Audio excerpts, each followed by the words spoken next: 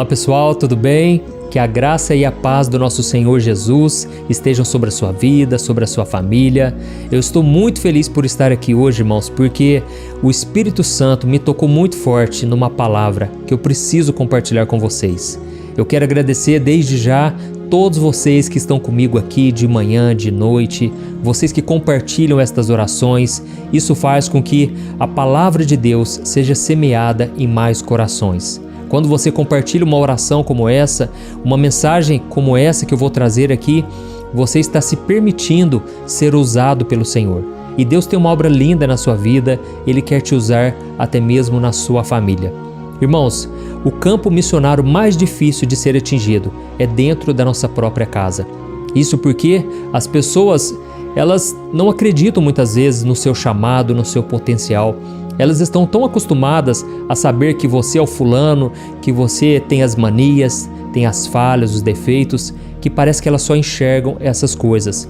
Elas não conseguem enxergar que Deus tem um plano abençoado para você. E por isso nós também não devemos julgar essas pessoas, porque elas nos conhecem desde sempre. Então é mais fácil essas pessoas enxergarem os defeitos. Mas quando alguém está de fora, ela, por não te conhecer na intimidade, ela consegue ver coisas mais positivas. E aqui nós vamos ver uma passagem que fala exatamente sobre isso.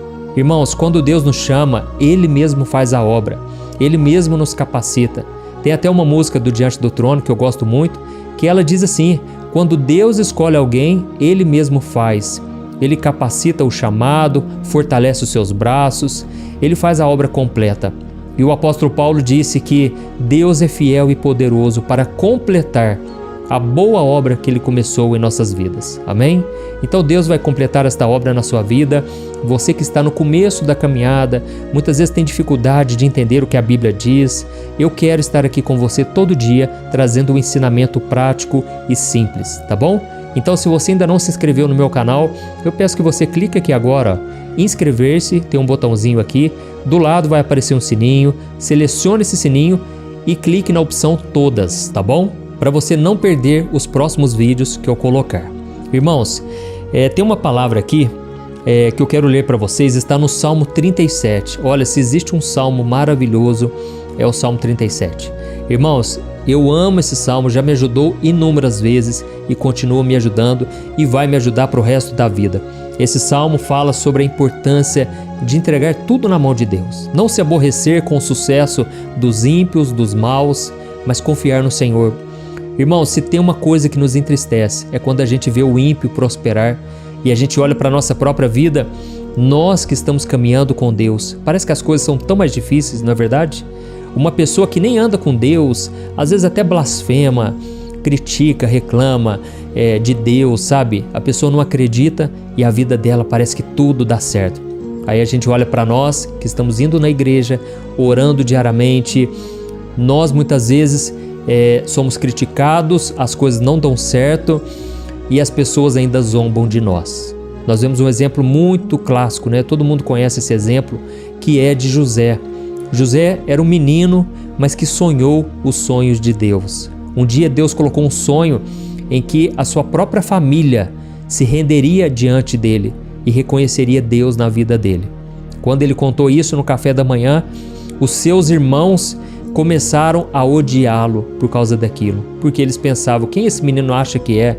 A gente conhece ele, ele não é nada. Só que Deus tinha um plano na vida dele, irmãos. E se tem uma coisa que Deus cumpre, é as suas promessas. Irmãos, Deus pode te prometer uma coisa que você acha absurdo, impossível de se realizar. Mas se você confiar no Senhor e continuar obedecendo a sua palavra, com o tempo você vai vendo as peças se encaixando, as situações mudando e Deus cumprindo os planos dele. Amém? Eu sou testemunha viva disso. Deus me deu palavras lá atrás, sonhos que Ele colocou no meu coração, que hoje eu estou vendo se concretizar. E eu não tenho dúvidas que Deus é fiel e Deus é poderoso para fazer infinitamente mais do que tudo que pedimos ou pensamos. É isso que está escrito em Efésios capítulo 3, o versículo 20. Amém? Eu quero ler então com você uma palavra que está no Salmo 37, o versículo 23. Olha o que diz: O Senhor firma os passos de um homem quando a conduta deste o agrada. Ainda que tropece, não cairá, pois o Senhor o toma pela mão. Amém? Irmãos, o cristão, ainda que ele tropece, ele não cairá, ele não ficará prostrado, porque o Senhor o toma pela mão. Você que muitas vezes tropeça porque você ainda está nesse processo de santificação. Muitas vezes você tropeça nas palavras, você fala o que não devia, às vezes você trata mal alguém, às vezes você comete um pecado que ninguém pode saber, senão você passaria maior vergonha. Irmãos, esses tropeços, Deus, Ele é fiel para te sustentar. E aqui está dizendo que quando o Senhor encontra alguém que o agrada, que busca agradar ao Senhor, Ele faz com que os seus passos sejam firmados. Irmãos, deixa eu dizer uma coisa para vocês que o Espírito Santo colocou no meu coração. Muitas vezes as pessoas que não têm a mesma fé e a mesma visão que você, elas vão jogar um balde de água fria na sua fé. Essas pessoas, por não acreditarem que Deus é contigo, que Deus pode fazer o impossível, elas vão te jogar para baixo. Irmãos, muitas vezes elas nem fazem isso com a intenção de te colocar para baixo, te desanimar. Mas o fato delas não acreditarem no chamado de Deus para você, no sonho que Ele colocou no seu coração, elas naturalmente vão enxergar mais os seus defeitos, a sua incapacidade, do que aquilo que Deus pode fazer em você. Irmãos, eu costumo dizer que Deus não escolhe os capacitados, Ele capacita os escolhidos. É assim na nossa caminhada. Deus, Ele não vai pegar uma pessoa que se acha já a maior de todas, a melhor. Não. Jesus disse: eu vim para os doentes, porque os sãos não precisam de médico, e sim os doentes. Eu vim chamar pecadores ao arrependimento.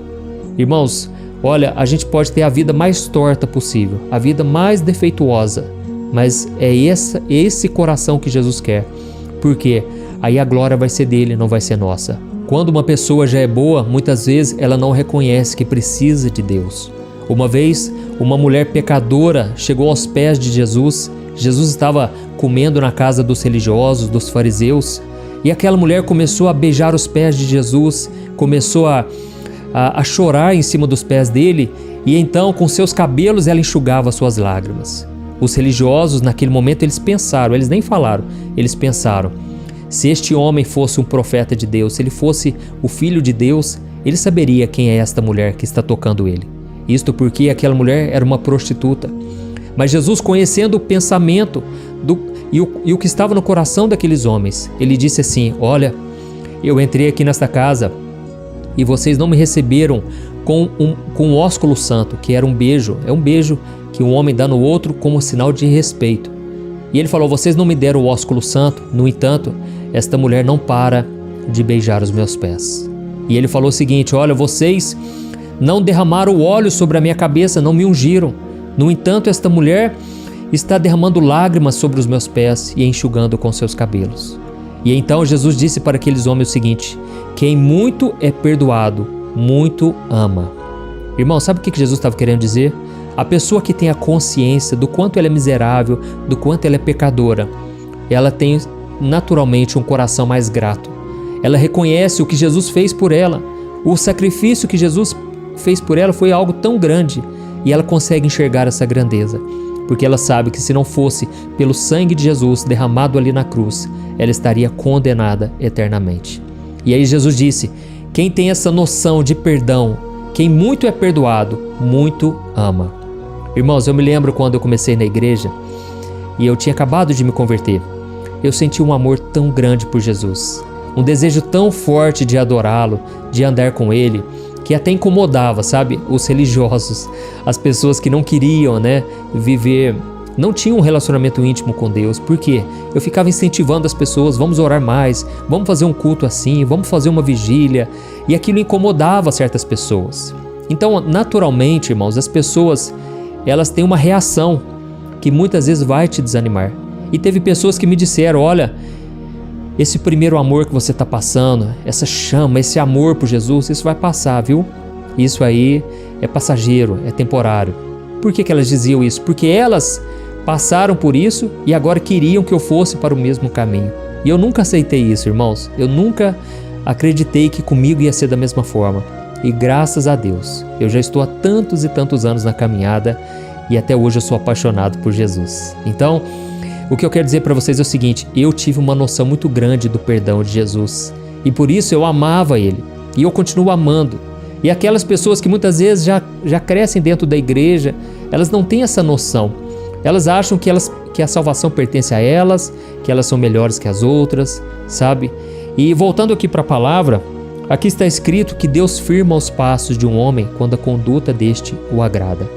Irmãos, eu creio que eu estou falando aqui para muitas pessoas que estão tropeçando, pessoas que estão muitas vezes pensando em desistir porque elas já falharam tanto, já erraram tanto.